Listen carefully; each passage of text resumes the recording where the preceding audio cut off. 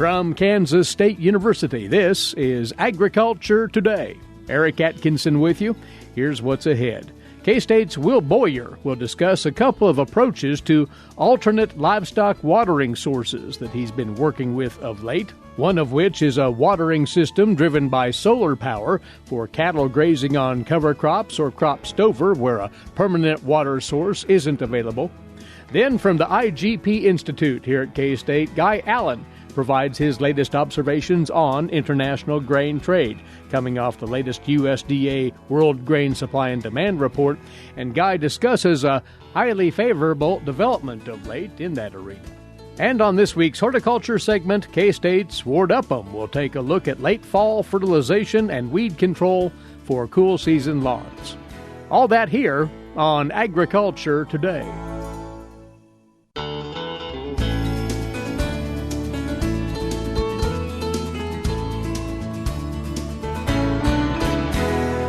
Agriculture Today returns now as we'll spend a few moments on this segment looking at alternate water sources for livestock. That's something that our guest now has been deeply involved in his work as a research and extension watershed specialist for K-State. He's based in northeast Kansas, is Will Boyer. And Will be sharing thoughts on livestock watering innovations for improved water quality at the upcoming Governor's Water Conference, which will be held virtually next week. You bill this as, Will, the tale of two seasons, which we want to cover today.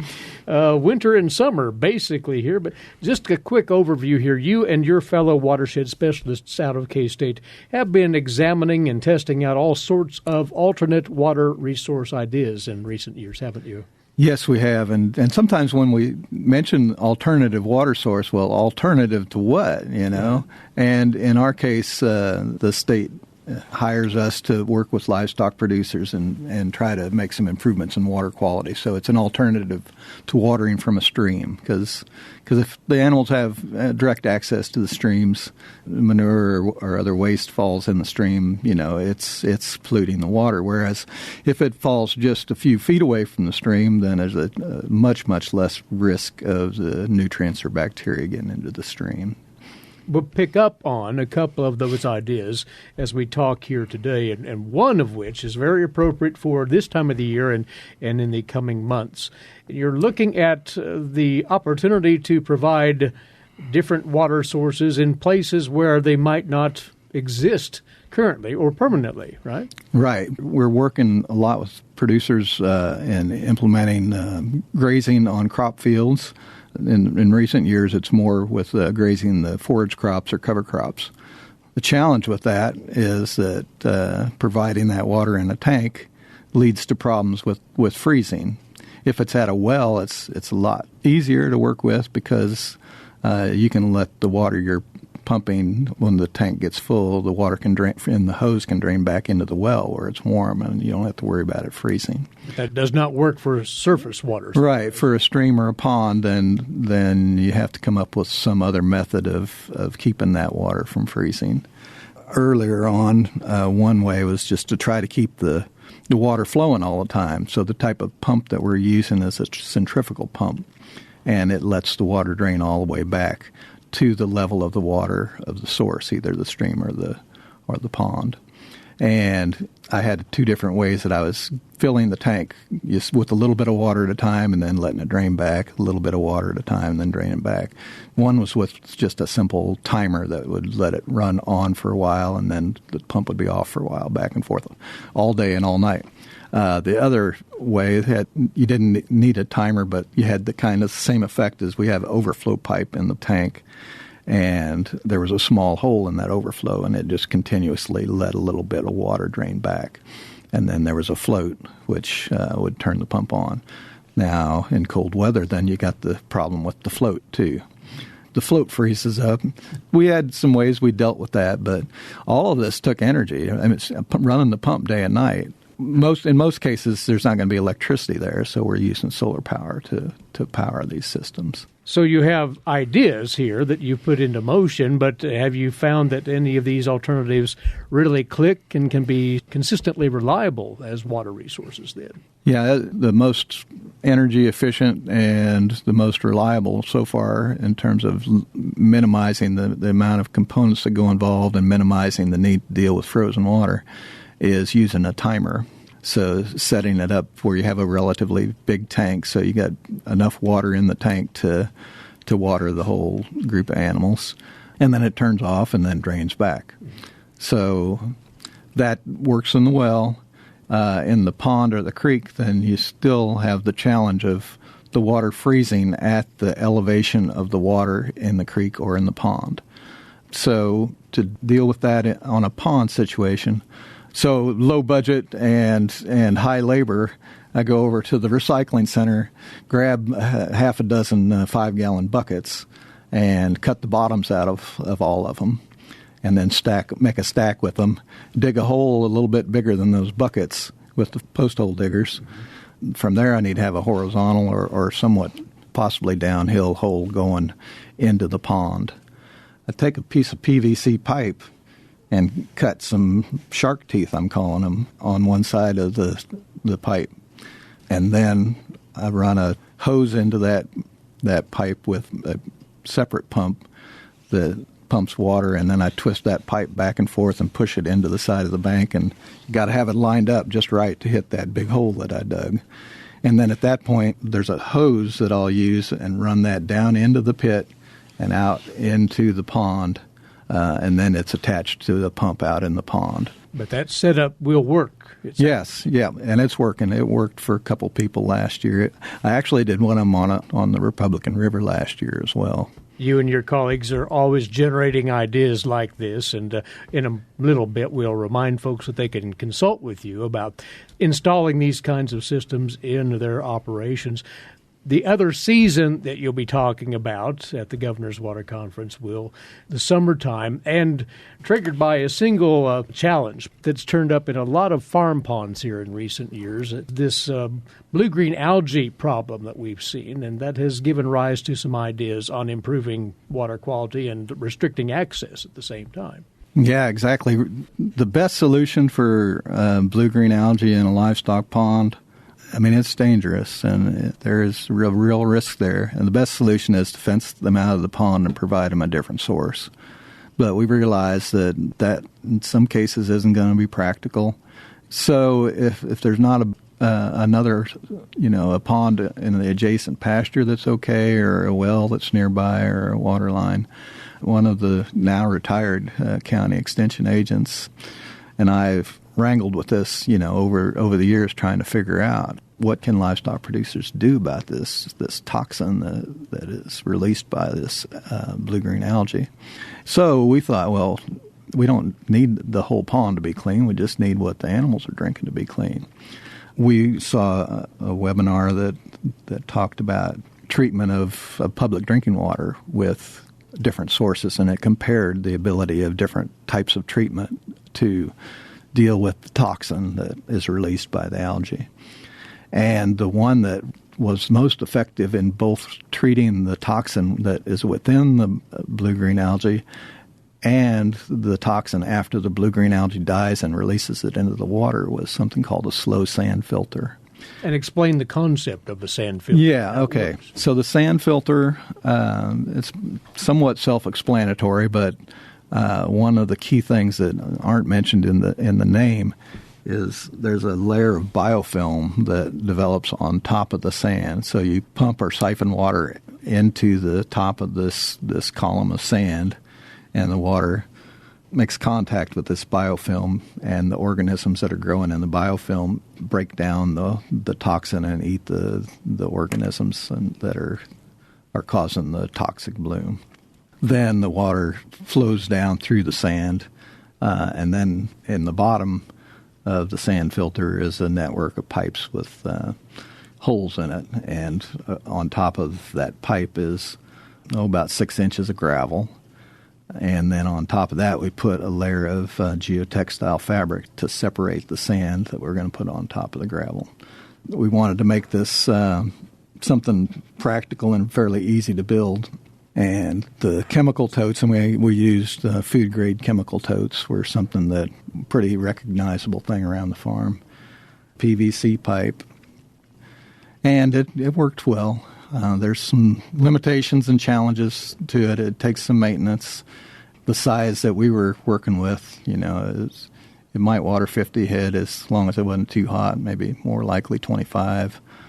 And there was some maintenance that needs to be done in terms of the biofilm and the filter getting a little bit clogged up. So you need to backwash the water and kind of stir things up a little bit and remove a little bit of the top biofilm layer over time. But as far as cleaning up that toxic substance out of that water, it seems to be effective if it can provide enough volume to sufficiently water a given. Right. I mean, this last summer was the first time we tried it, and we did some water sampling, and it seemed to be working. It was definitely removing the algae at a level that was safe for the animals.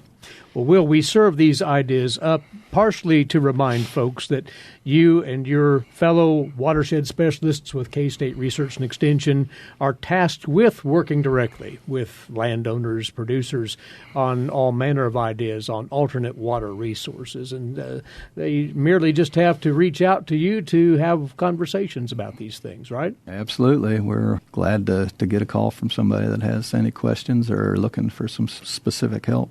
And looking for ways of customizing systems to work for individual situations. That's part and parcel of it. That's for sure. Everybody's situation's unique, and we just got to tailor some of the resources we have to meet your needs.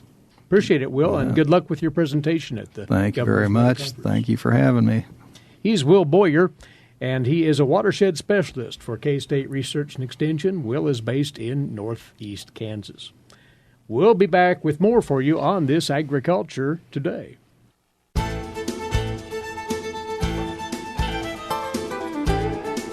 Agriculture Today continues now. As you know, the U.S. Department of Agriculture ushered out its latest World Agricultural Supply and Demand estimates for commodities, including grains, this past Tuesday. We bring by monthly to analyze that report Guy Allen, the senior economist with the IGP Institute here at K-State. Additionally, this time, he's going to pass along in just a few moments news on a very positive development in international grain trade, and we'll elaborate on that. Let's take a look at the latest numbers on grain supplies and demand globally here, Guy, and start with wheat, where world stocks, well, they remain tight. Yeah, the world wheat situation does remain tight in spite of record production. USDA did lower the production estimates by 600,000 metric tons, leaving it down a little bit to 775.3 million metric tons, but that's still a record production level for world wheat. That said, we're seeing record consumption and record trade in wheat there as well. One of the biggest producers in the world of wheat is China's production estimate. It came in unchanged at 136.9 million metric tons.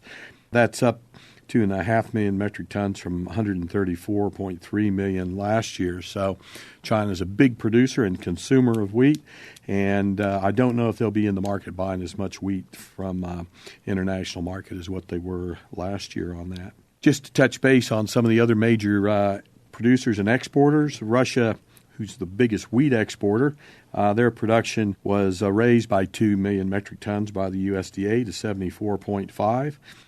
In addition, Ukraine production was left unchanged at 33 million metric tons, but that's up from last year's number of 25.4.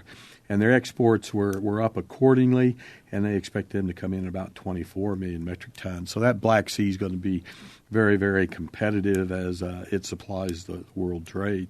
Canada was rather interesting. You know, we've had a big drought there this year. Their number was left unchanged at 21 million metric tons, but the salient point there is that's 40% less than last year's production of 35.2 million metric tons. So that's going to make some interesting trade flows, particularly when it comes to coarse grains. I think we're going to see possibly 4 million metric tons move across into the Canadian border, into the feedlots up there as a result of that dry weather and drought.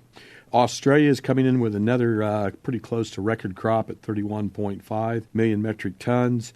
That's unchanged. That compared to 33 million metric tons they had forecast for last year. And the Argentine crop, can't forget Argentina. It's going to be mostly steady at 20 million metric tons. That said, even with the big supply, we're going to have record consumption. We expect to consume about 787.2 million metric tons of wheat. Biggest changes came on feed and residual, where they increased that yet. But I'm a bit skeptical that we're going to see that much wheat go into the feed ration. As I said, with the tightening of ending stocks, we're going to have to keep wheat priced out of the feed ration for the most part. So that keeps me quite optimistic. The wheat values, corn's going to be, I think, the primary leader in that. We keep thinking, Guy, that U.S. wheat exports will break loose at some point here because of the tightness globally. That's still to be determined. Maybe that's the way to put it. Yeah, the wheat exports have got off to a bit of a slow start, although I think this change that we've seen recently in ocean freight, which we'll talk about in a bit, will help that situation out significantly. But we'll get to that after we talk about coarse grains and oilseeds here. Let's do so and get into the corn numbers here. And the world stocks are still, relatively plentiful, aren't they? Well, corn production for the U.S. is sort of lending the big support there. It's forecasted 382.6 million metric tons. That's up just over 1 million metric tons from last month, and that's on an increase in the yield estimate, up half a bushel to the acre to a record 177 bushels to the acre. So it looks like corn harvest, as we're finishing it up here, was quite good on the corn situation. Non-U.S. production was also forecast higher for Argentina and the EU and a few of the African countries, but that was offset pretty much with declines in the Philippines. Argentina production was raised slightly, reflecting increase in expectations from late planted corn. So corn's going to be fairly dynamic as we're seeing good demand continue to come from the livestock sector for that whole coarse grains market on that. Grain sorghum, might quickly plug in a word here. Anything that stands out from the WSDA report there? Grain sorghum was pretty much unchanged. Nothing too new in the WSDA report. I think the key for sorghum, as always, is China. China's been a bit quiet. I saw last week they were buying a few cargoes from Australia. Australia is not a big supplier. They'll have usually less than 1 million tons of exports, and they should pretty much be out here soon as they'll turn to planting their grain sorghum here, at the moment. So we're just waiting for China to come into the market and do some buying. Well, to soybeans then, and what was standing out from the USDA numbers there this time around? The USDA number for oilseeds was actually a bit supportive, and there's a bit of a question on soybeans. I think the market's somewhat discounting their yield estimates as they've raised corn yields but decreased soybeans.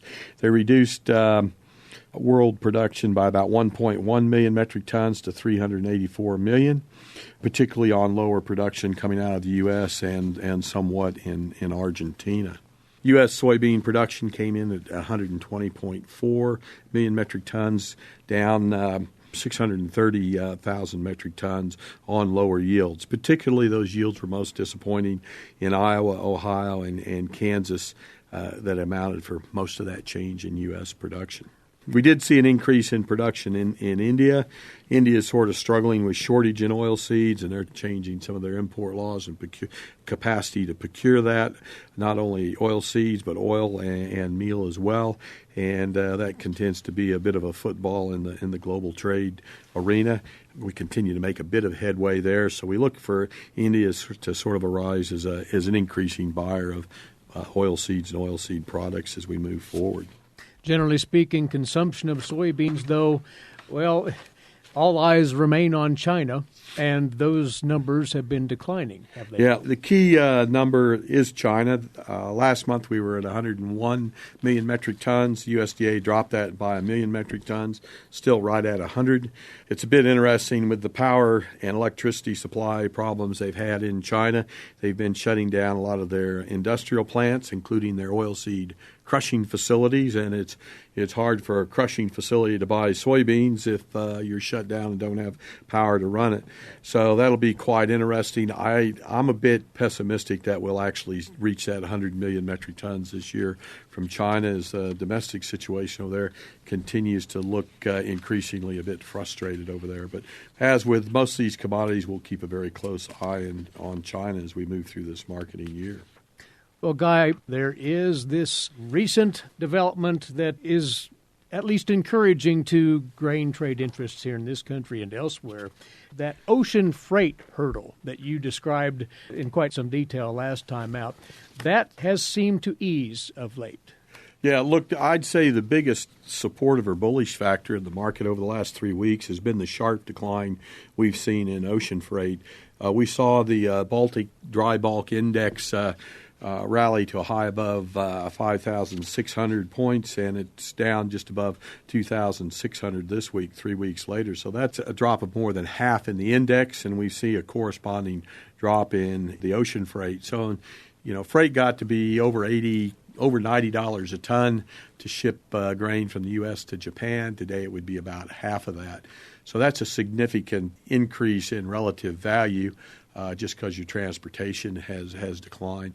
The other benefit is when you're competing with freight advantage originations like Europe or particularly the Black Sea, that differential in the freight cost has a big impact on relative grain prices. And I'd like to think as we've seen this freight, it looks like it might have hit bottom early this week. We should see some buying come into the marketplace from a lot of these importers, and it would be good to see them come in, particularly China. I think the key thing, though, to keep in mind when we're talking about ocean freight, particularly dry bulk freight, it's an important component for grain, but the big driver of that freight market is actually coal and iron ore.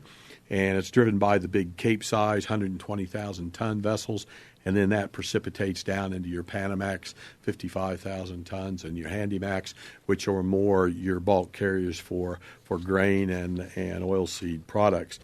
What was the impetus behind this sharp drop in those freight rates? Well, I'd like to think we're starting to see some of these supply chain issues start to sort themselves out. Either that or it's so choked up that it's just backed up and nobody wants to buy freight.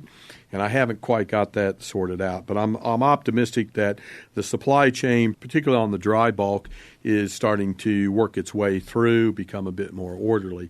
Now, when we get to the container and intermodal side transportation, that's still quite complicated. A lot of different set of issues, but on the bulk grains and the dry bulk movements, I think we're starting to work through the biggest problem of that and should see more orderly flow of commodities move through the various supply chains. Glad to hear that, and we remind our listeners here that Guy posts regularly comments on the international grain trades, things that are developing on that front on the agmanager.info website. Good information as always. Guy, thanks. Thank you, Eric. Senior economist, IGP Institute here at K-State. That's Guy Allen. And we'll be back on Agriculture Today.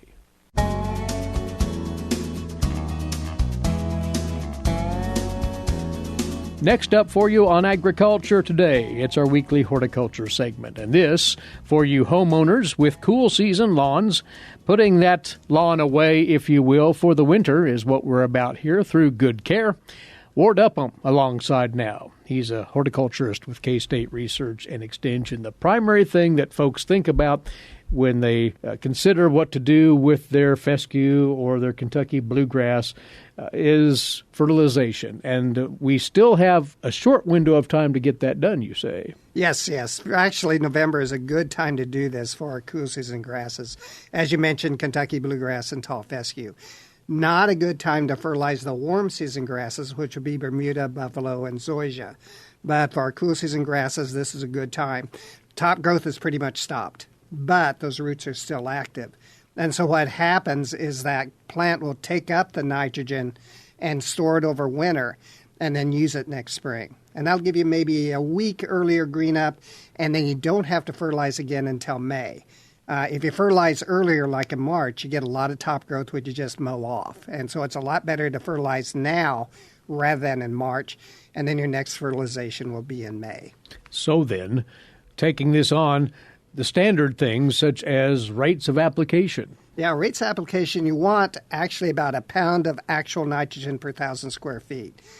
Now, if you know how to figure that, that's fine. But if you don't, if you buy a bag of fertilizer, just follow the recommendations on the bag. That'll give you about a pound of nitrogen per 1,000, which is the correct amount. That's fairly straightforward then. But product selection here, what do we need to think about? Yeah, we need to think about using something that is quick release rather than slow release. So if you get a fertilizer that's touted as a fall fertilization, you'll be fine.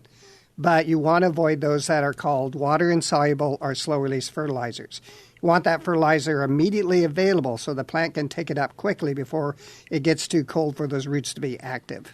Well, fertilization is one thing. Making sure weeds aren't establishing themselves in your cool season lawn at this time is a good idea, too, you say. That is. Dandelions usually come up, usually in late September. We often think they come up in the spring, and I'm sure there are some that are. But usually late September is the time when you get most of your dandelions come up. And then you also have the winter annual weeds, such as henbitten, chickweed, and speedwell, those types of things, that come up usually in October. What you want to do now is take care of those weeds so that they don't last until spring. This time of year, they're very easy to control because those weeds are taking up everything they get and shoving it down to the roots. And you kill those weeds from the root up. Wait till spring, everything's coming up from the roots. It's a lot harder to get good control. So this is the time of year when you want to really spray those weeds. Just choose a day that's 50 degrees or over, and then you can spray them, and you may not react right away, but it'll take care of them. And again, product selection here, what's preferred? Yeah, so anything that's labeled as a dandelion killer or a broadleaf killer is going to work. So things like Trimec, Weed Be Gone, Weed Out, any of those products are going to do a good job on these weeds. Again, it may not be really quick, but it will take care of them. If you get below 50 degrees, there is a product called Weed Free Zone that has an extra product in it that makes it work a little bit quicker under lower temperatures. Now, all these products work good down in well into the 40s, just that the Weed Free Zone will give you a quicker response once you get below 50. So look for those products. You'll find them at your local garden center. But we have that window of time, particularly on these warmer days, to carry out both of these projects, fertilization and weed control. That's right. And if you want to do them both, they can both be applied on the same day. However, you don't want to water in that fertilizer for 24 hours because you need to give that weed control product time to be absorbed. Now, that fertilizer does need to be watered in, so don't skip that step. But wait 24 hours if you do them on the same day. Well, get after it, homeowners. This is a great time to not only fortify your cool season lawn with fertilization, but to arrest those weeds that are taking root in that lawn. Ward, appreciate your time. Thank you. You bet. That's Ward Upham, horticulturist with K-State Research and Extension, on this week's Horticulture segment. And our time's away once more. As always, thanks to you for tuning in. Eric Atkinson for Agriculture Today over the K-State Radio Network.